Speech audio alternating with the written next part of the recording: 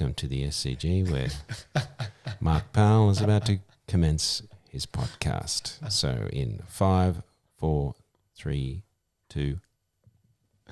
G'day everyone and welcome again to another episode of AP's Profiles in Christian Living. My special guest with me today needs no introduction. So let's get on with it. That's right. All I have to do is, g'day everybody, it's Colin. Nice. Well, let's not. Of course, there's that vast multitude of people out there who are saying, Colin, who? No one is What? saying that. Because you Who's see, this guy? I have this theory that you are the most influential theologian in Australia. And I don't say that as flattery. I say that in reality because as I reflect on your music over the last 20, 25 years, there's an entire generation of people that have come through and have been catechized by your music. I've got to tell you a funny story. Do people know what catechized means? Because that sounds a little bit. Is that? Do they do that to sheep? You've been a country pastor. No.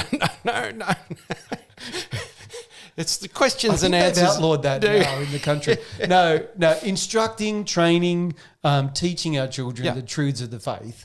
I remember even at Moore College, I was in 4th year and we were doing this very heavy lecture on the atonement. Oh, wait. I happen to have brought, this isn't my guitar, this is the sitting in the podcast area, but by any chance, this is not a setup, by the way, so those Exactly. I've got to do it now. We all, like sheep, have gone astray. Go. Ba, ba, do, ba, ba. Each of us has turned his own way. Ba, ba, do, ba, ba. But the Lord has laid on him the iniquity of us all. Sing. Ba, ba, do, ba, ba. Isaiah 53:6. Now, that song has been so iconic. I can't believe here I am singing this song with Colin. Because I have sung that song so many times, and even in 4th year Moore College, somebody would end a quote about the very serious doctrine of atonement saying, ba ba do ba ba, Isaiah 53:6. Well, interestingly, there's a Prezi connection because to that, in that I made that up to help kids remember this verse, and it struck me, Isaiah 53:6, that there aren't a lot of verses that seem to have the full gospel encapsulated. So specifically you get aspects of the gospel, and it just struck me, and it sounds very grim to say, me as a 20-something-year-old, maybe even a little bit younger, thought, young teacher, I think, or Sunday school teacher, if these kids, went on their way as they grew up, and then one night they lost control of their car, and they were wrapped around a tree, and there was no one there to help. And this is the end. This is a very grim story, I know. But I thought if there was a verse that could come to mind that would just throw them into the great equation of life and death and salvation and faith and who had, provided the way for the dilemma of sin, and that would be a verse to Well, to see, go it's there. not just children's songs which you've produced. And I mean, look, it seems to me you've been the most prolific and I think also the most profound in taking those great truths and being able to be understood by children and adults alike. There'd be not a car trip in the morning to school where the Colin CD is not played. But, you've also written adult Christian music, country music. You're a bit of a polymath musically. You know what? I've never been called a polymath. Isn't that something to do with parrots? Well, you do puppets as well. Puppets and parrots. No, interestingly, I'd say Isaiah 53:6. Made that up for Sunday school or church, and I was teaching in a Christian school for 2 years. That's the only real job I've ever had. I went to Burke to live in Burke and wrote songs. The Cornerstone community. Yeah, Cornerstone, and that was a really formative time for us spiritually. And music was my journal, so I would write songs about what I saw around me, and that sort of, long story short, opened the doors to getting into country music, and which really was an apprenticeship of learning how to make records, not knowing that I mean, not really planning, but a lot of people over the years, because I was teaching Sunday school and so forth, kids ministry stuff during that time, and friends would say, "Oh, you should make a record of some of these songs." And it's like, I don't know how to make a record, I'm just a teacher. And so it was nice. I got the apprenticeship, met musicians, and so when I finally got the chance to make the album, with the first album, Remember the Lord, it's 25 years. I know there should be 1996. Is that a silver anniversary or something? You've got to bring out a silver anniversary edition, or perhaps. Yeah, or maybe vinyl. Go all retro. I don't know anyone buy a vinyl album of Remember the Lord, but there's a whole lot of people out there going, "Oh, vinyl," and then there's a whole lot of other people listening to this right now going, "What's vinyl?" Vinyl, it all bends, and then left it in the car on the way home from Sound Advice. But look, going back to what you were saying about Isaiah 53:6 and wanting that verse, that truth, to be in people's minds if they were in a crisis situation. It reminds me of another album you did, Real Hope. And you talk about a conversation you had with somebody at, I think, another bookstore, a Christian bookstore, and they were questioning the reality of the resurrection, the reality of the fundamentals of the faith. That's something that's very pertinent for you, isn't it? Well, yeah. It's great in a song that you can sort of probe things in a way that a conversation it doesn't necessarily.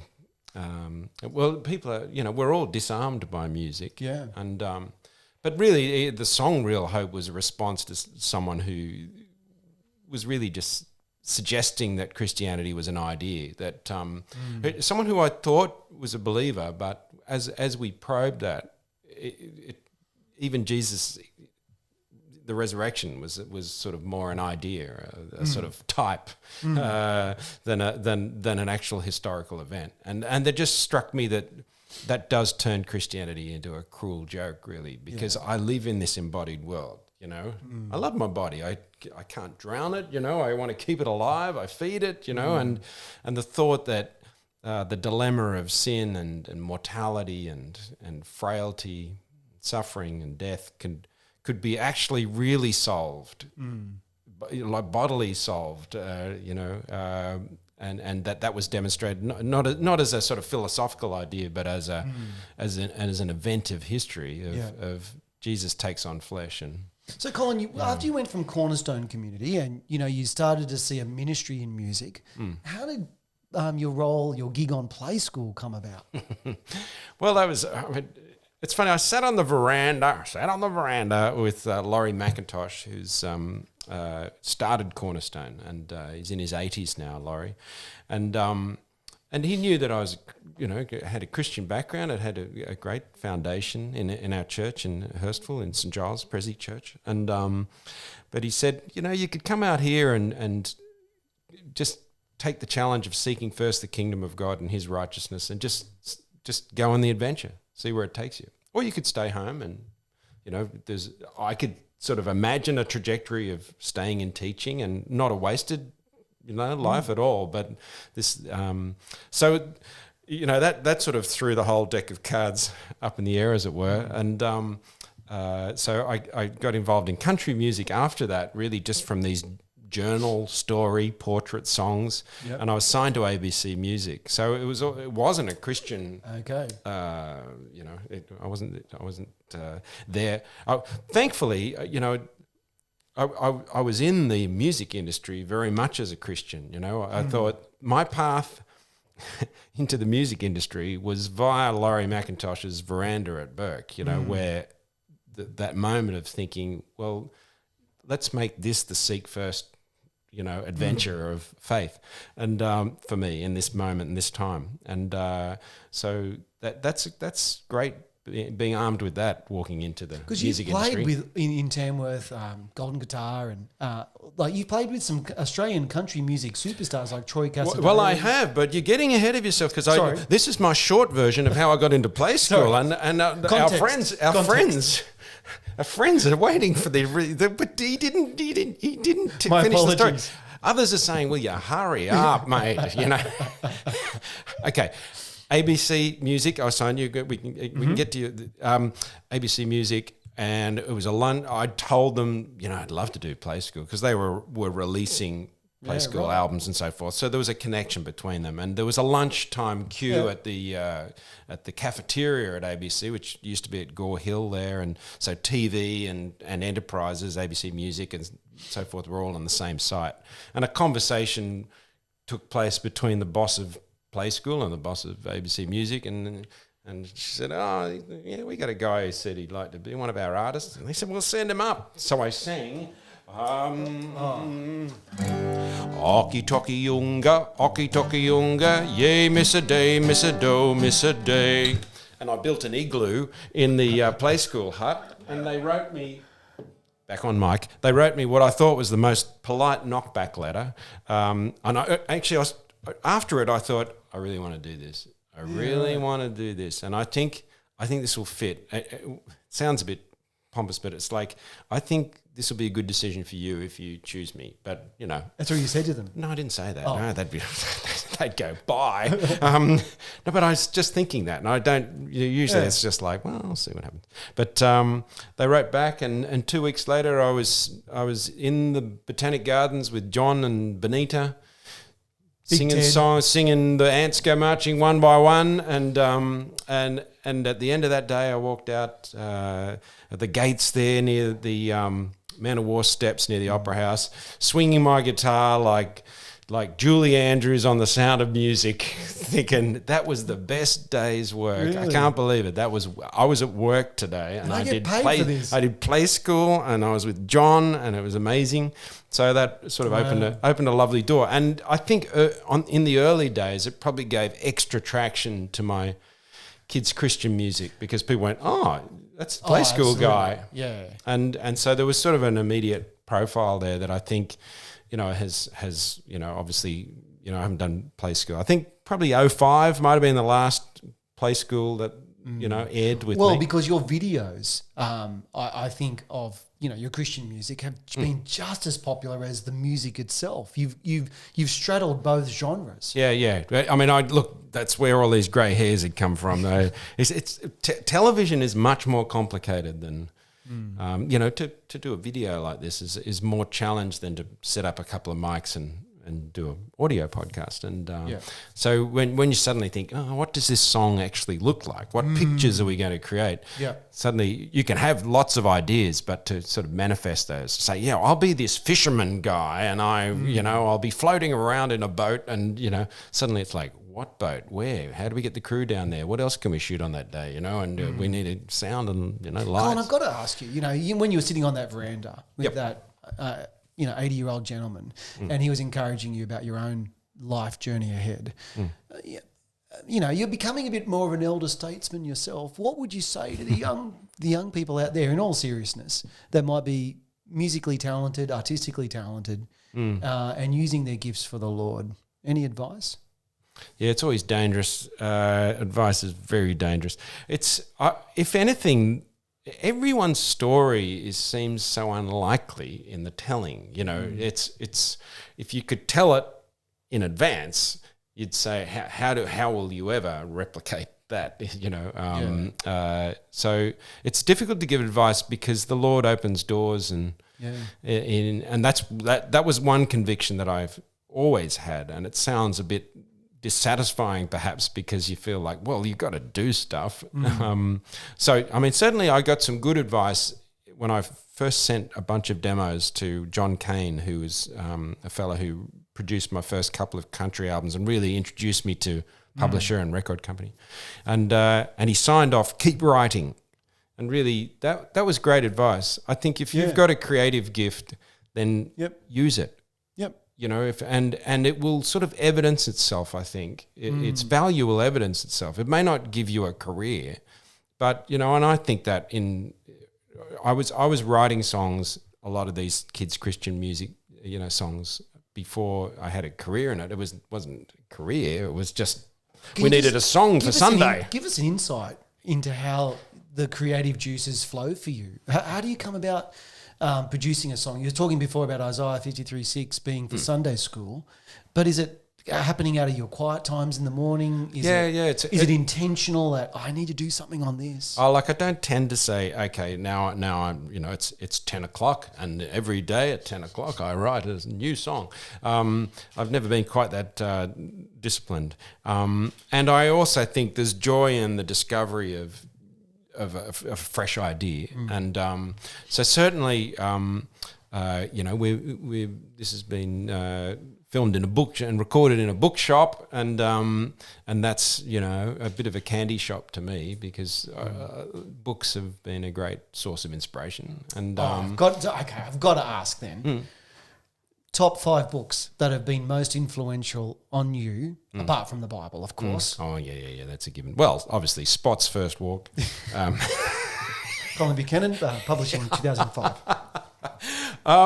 What are the most influential? That's very interesting. I'll just sort of grab in. It's not the definitive, because you didn't warn me that I would do this. But I think what got me into reading, there were a couple of books that were really popular when I was young. Out of the Salt Shaker, The Fight by John White. By John White. Yeah. Rebecca Manley Pippert. Yep. Wrote Out of the Salt Shaker. These were small, accessible Christian books that there was a culture of. Yep. Everyone was reading them. Yeah. And we might have even done a book study in The Fight at youth group. It was that sort of thing might have happened where you'd read a chapter and we'd sort of chat about it. Or so there were a bunch of books that sort of got me into Christian reading, demystified it, and so they were influential. We had some texts over the years, at Cornerstone. I think I got out of. Interestingly, Cornerstone had a more.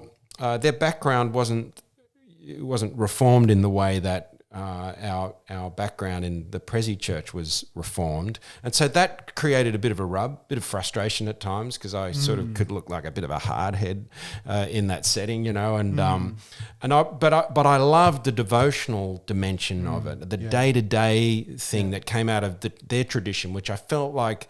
Where's that in the Reformed? The really serious Reformed guys seem to be really serious, and that was a bit frustrating to me. They were able, we got a good grid, but it excluded particles that shouldn't have been excluded. They would bounce off the Reformed grid, and it's like it wasn't airtight, but it just made us discriminatory at times. Speaking personally now, one of the things I really appreciate about your music is that marriage between great Orthodox doctrine, but just your music oozes joy. And it's, as I listen to you through the CDs, my heart is always warmed by the fruit of the Spirit that's so evident coming through. Not so much even what you're saying. Yes, it's correct, 100%. But it's how you're saying it. It's coming from a heart that is fully in love with God. That's lovely. Thank you. That's been a real blessing to me. Well, a helpful book, the real landmark book for me was Packer's Quest for Godliness, which is a cheeky book because I think it's a whole lot of addresses and introductions to books. On the Puritans. When you're Packer, you can do that. Yeah. But it's But I was so excited about discovering that devotional life. He really champions that marriage of theology and lifestyle, if you like. And that book sort of unlocked it. In fact, Peter Curry, Prezi minister, an old chum of mine, it was a great encouragement in the early days of just shaping up a sensibility, a philosophy, if you like, of kids ministry. When I was 16, 17, 18, and he was only a few years older than me, but that was a really important culture for me. And he said, "Why don't you read Quest for Godliness? That might be I think I borrowed his copy, and that was like, aha. And then not long after, sort of Piper came along, and I've always found Piper more compelling to listen to than to read.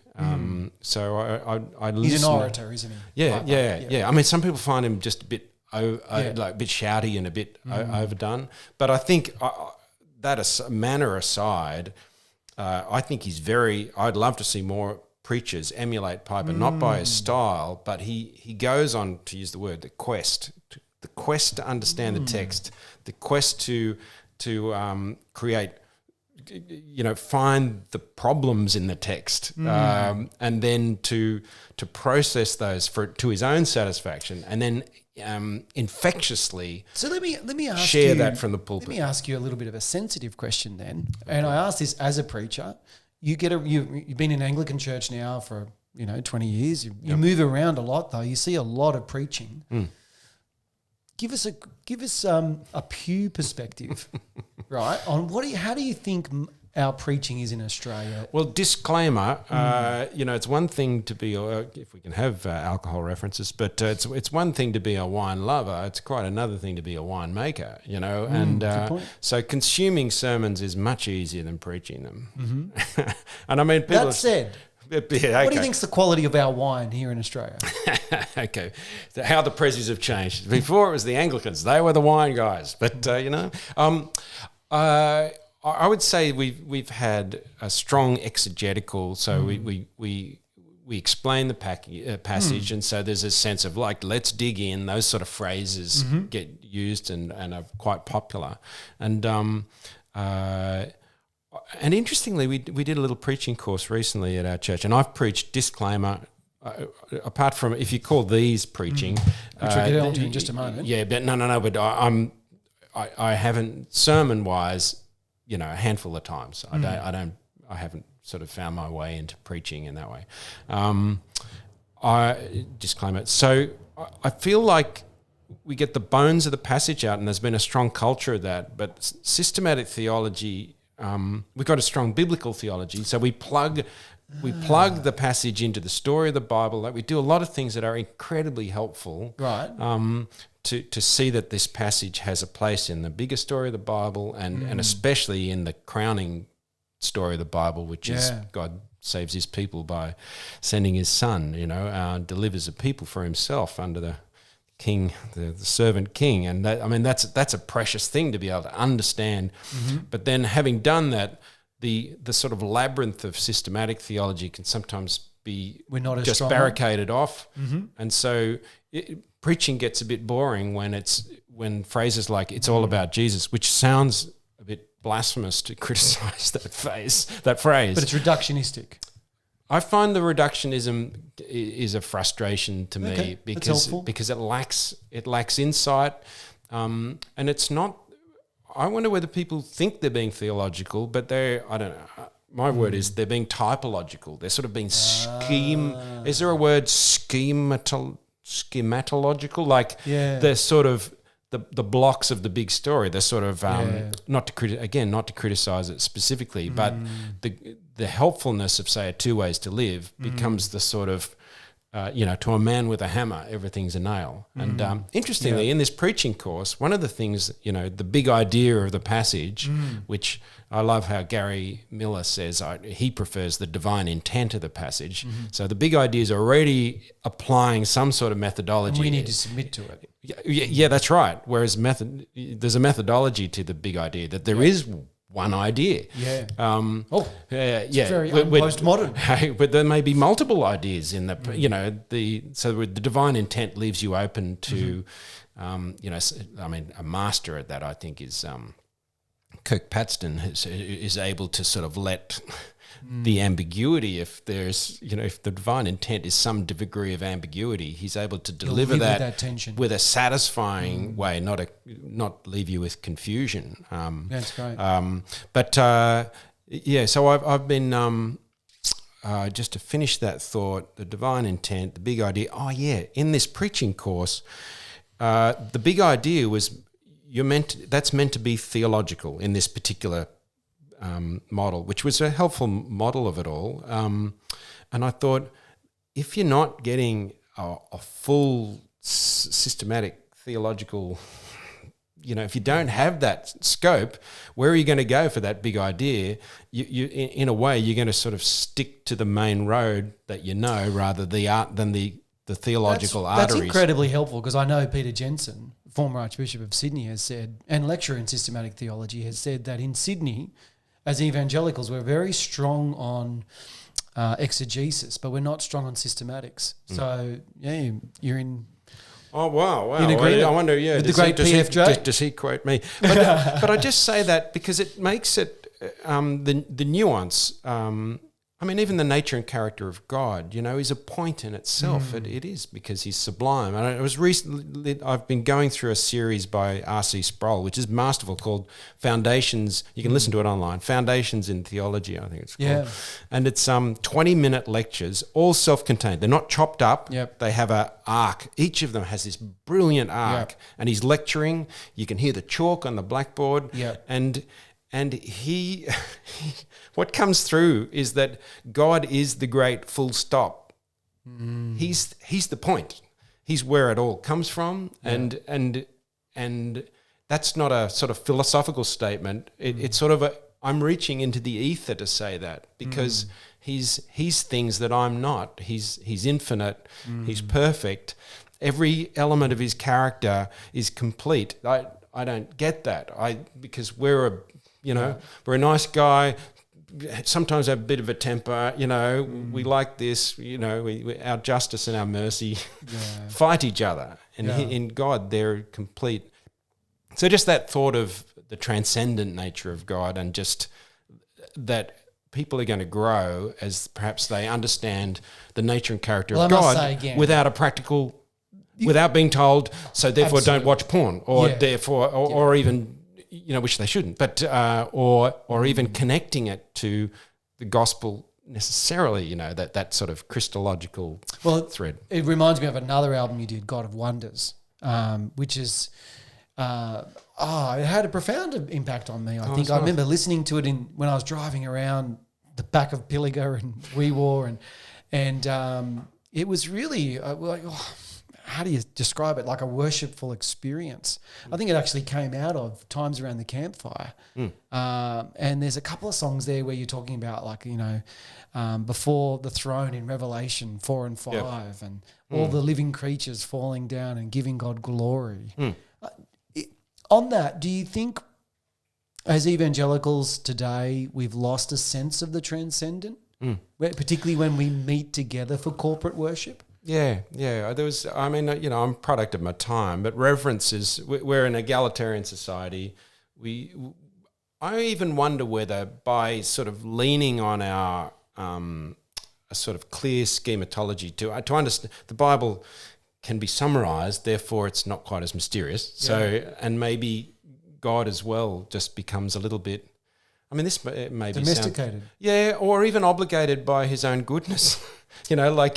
That he had a plan. Is that we sin, he's going to bruise the serpent's head, the promise is there. And in some ways, is God obligated by this? I dropped my daily Bible readings, which is most days. I got a lot better in my old age. And I was really good when I was really young. But that's another story, actually. But I've been in the Exodus, and just this morning it was the Passover, just the preparation for the Passover, and to think that it's to read that. Of course, there's the picture of Christ, but if you can just sort of descend into that moment of history, and to think that this God's saving purpose is so much about God's nature and character, and that's uncomfortable and.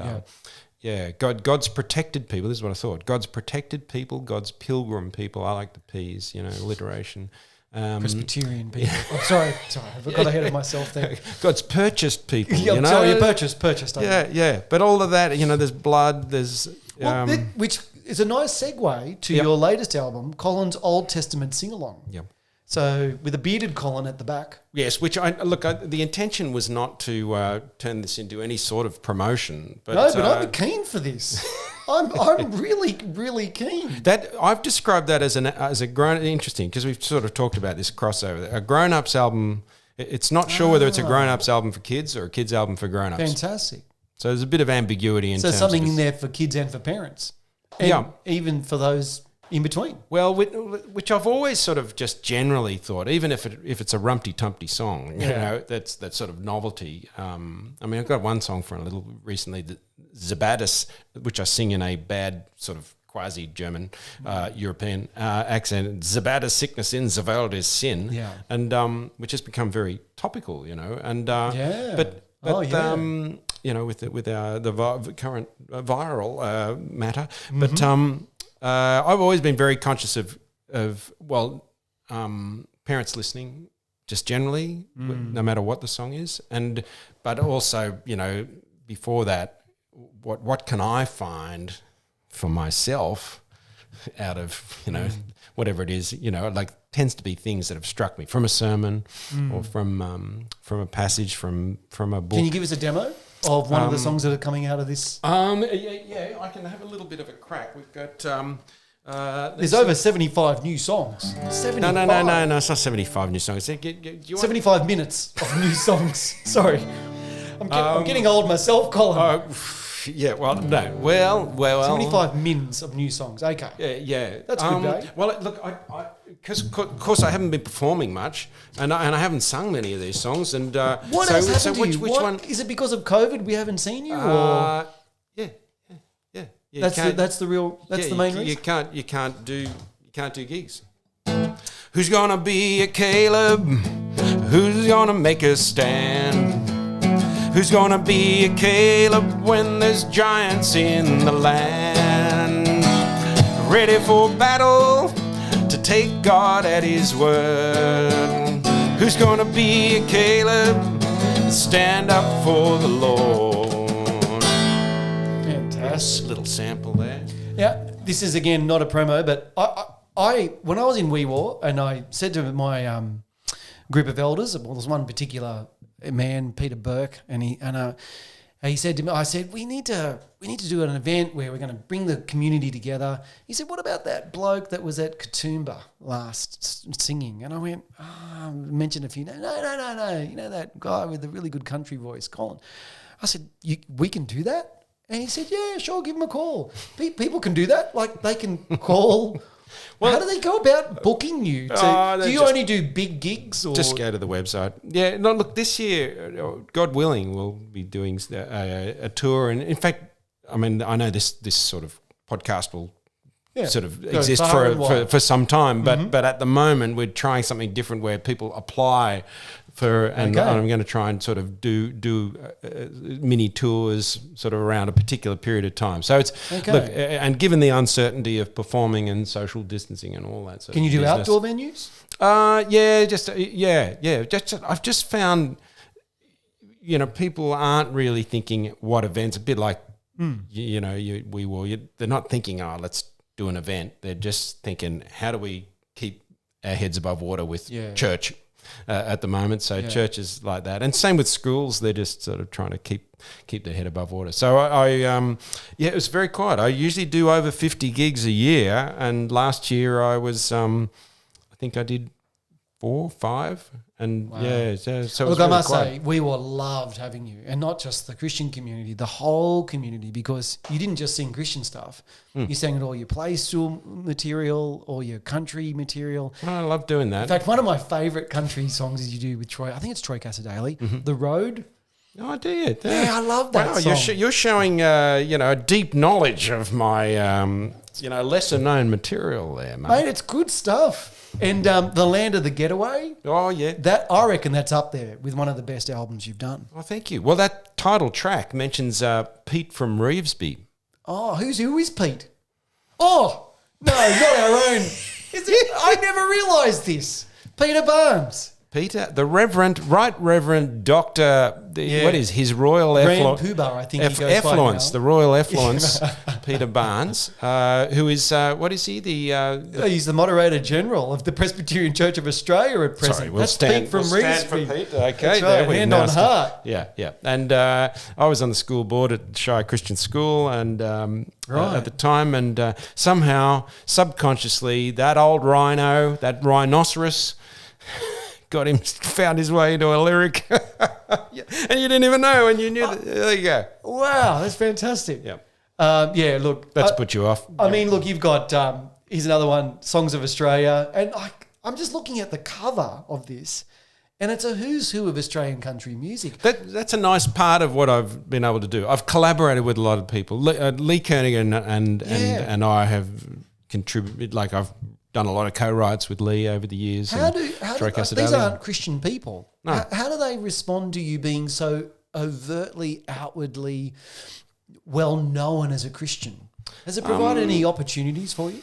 Yeah, it's just it tends to be sort of a natural thing. In fact, I learned from Troy. Troy Casadale is a keen fisherman, and he doesn't try and co-opt you into fishing. He when you're driving with him, he goes, I reckon there'd be yellow belly in there. In fact, what time is it? Yeah, come on. And so, when we were on the roads, and I bought a little bait caster combo and a chuka, and we're fishing together. I would never have done that, But you actually, his infectious. Now again, this shows knowledge of your repertoire, right? You've got a great song that you sing. You've got to give us a demo of this on evangelism, right? And comparing it as a parallel with fishing. Yeah. You got to burly up with godly love. Come on, Colin. Oh boy, can I remember that song? Look, I'll just have to mumble through it. Be like a fisherman. Yeah. Be like a fisherman. Forgiveness is the bait. Got to burly up with godly love and be prepared to wait. Some folks, what's the next one? Drawn to Jesus. Yeah, some folks are drawn to Jesus. So leave that bit to him. But if they bite, whoa, reel them in. That's about as well done. That's mate, I was sitting in the car, and this is the thing with you, right? You've suffered. You've suffered through my. Apologies to everybody listening to this. No, not your singing. That bad harmony there was me. It was nice. You helped me. The thing is, you have this. I think this, if I can say it like this, again, it's not flattery. This inspired way of getting in and having these truth bombs that come in, and you're just talking about fishing and you're talking about evangelism, and you go, you know what? That's what it is all about. You're godly. You wait. It's good Reformed theology because it's God that changes the heart.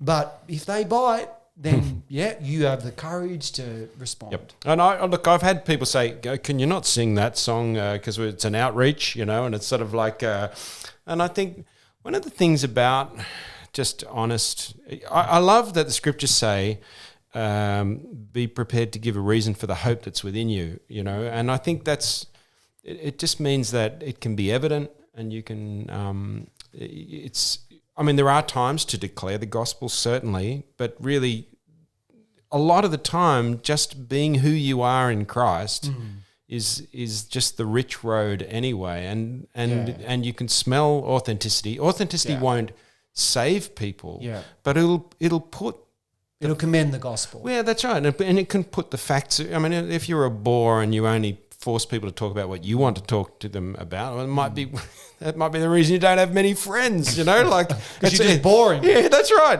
But boring people. There's boring people who aren't Christians too. It's But I find it. Look, when I bought this album into TGIF, which is on ABC Radio, and it's like a forum on Sydney radio. TGIF stands for? Thank God it's Friday. Okay. So it's, vaguely blasphemous. But it's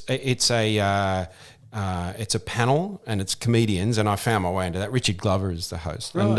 And you were singing this? Well, this is the interesting thing. I'm not there to sing Christian songs, but they have winner and loser of the week. And when it got to that, I said, well, actually, your winners are in the studio with my fellow panelists and Richard. Your winners, because you all get my new album, Colin Buchanan's Old Testament Sing-Along. You get an album, and you get an album, and you get... Well, Richard grabs it and puts it on he said, which track?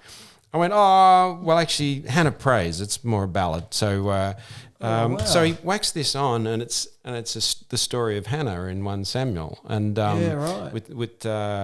With the chorus is Hannah prays on her knees, Hannah weeps, Hannah pleads, God my rock, you do all things well. And then he fades it back down again and go, well, that's Colin Buchanan's new album. Wow. And then he fades it back up again in the bridge.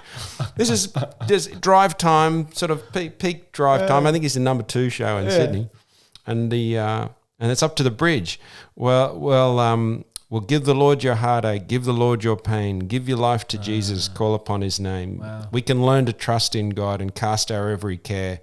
It's in the old story of Hannah and her prayer. Wow. It's like, well, I felt a little bit like, does this look like an ambush? That's incredible. But it was a it's lovely sort of thing. like, when Arthur Stace had his word eternity on the Harbour Bridge. Really, you've done, by God's grace, Colin, a similar thing. You've put eternity in the hearts of a whole generation of people So it's a fun. great pleasure to be able to interview. I've got to keep an eye on the time. We've got to No, wrap you this do. up. No, you need to I wrap can it up. talk to you all day. And You're very generous, I Mark. want two things before we go. Number one, Catechismo Kids, which is one of your latest albums, and there's also the booklet that they can, the script of the music. Yes.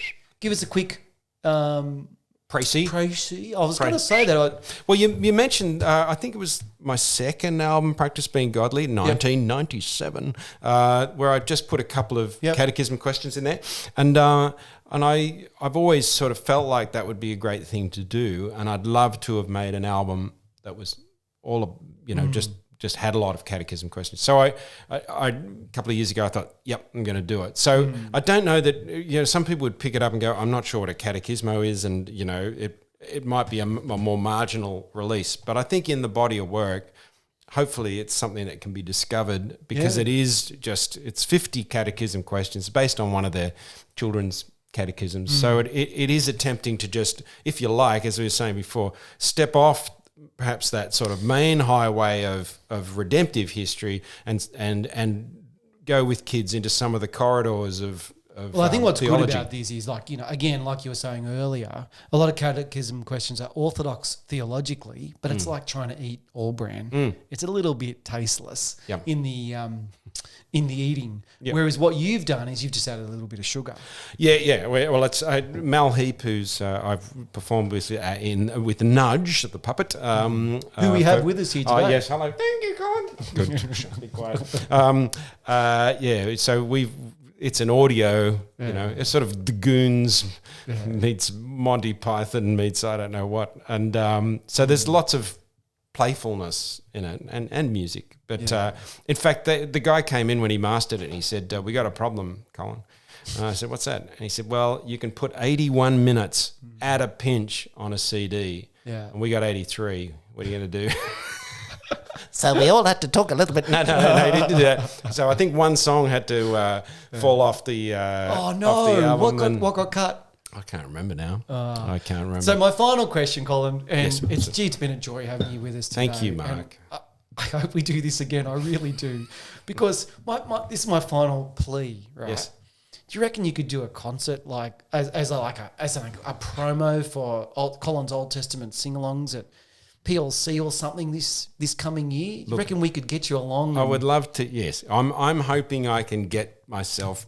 That's something. Definitely. The plan is get our people to talk your people. Yeah, that's right. Can we make this happen? We maybe could live stream it. Well, to everybody that can't be there. Yeah. We've got to find a venue big enough where everybody's 2 square meters apart. Look, all those considerations. And look, I've sort of feel ready. I've been on the new album. Sort of that's the pattern that I've sort of created for myself over the recent time. And after COVID, I feel like, I'm really ready to get out there and sing some of the bangers. The greatest hits, Colin. Just the greatest hits tour. 10-9-8 and and Remember the Lord and Jesus Rocks the World and just just get out there and sing together because we haven't been able to sing. Yes, that's got to be the thing that's been the hardest about COVID. I don't get that you can have a grand final, but you can't have a bunch of 100 people singing at Engadine Anglican Church is going to end the world as we know it. And it's a tough gig to try and navigate this. I've been very grateful. But maybe what we could do, like the Sydney Sixers did just last weekend, is we could maybe host a concert at maybe the Sydney Cricket Ground. And just get you out in the middle, mate. And then it wouldn't matter. We could all cheer and you sing. are full of ideas, Mark. Yeah, David Cook always calls me, you're an ideas man, Mark. He says, when David Cook says that, it's like, there are footnotes. That's right. There's always footnotes. It's a very interesting thing. That's right. Appendix. Go to the appendix. Flick to the back. That's right. Yeah. Number what was it? It was number 17 over that. Colin, it's been a delight, and look, on behalf of so many people, thank you. Thank you. Because you have been a great blessing over an entire generation. You don't look that old, but you do have a great body of work, and the Lord has richly blessed you. And you've been a great blessing, brother. So good on you, Mark. Thank you. Well, thank you. Thanks for your encouragement and your faithfulness. Yeah, we look forward to having you next time. This has been Mark Powell with the great Colin Buchanan. And this has been AP's Profiles in Christian Living. We look forward to seeing you next time. Thanks very much. It's going to finish in 5, 4, 3, 2, one. Okay, you got to go under. Great stuff, mate. Ow!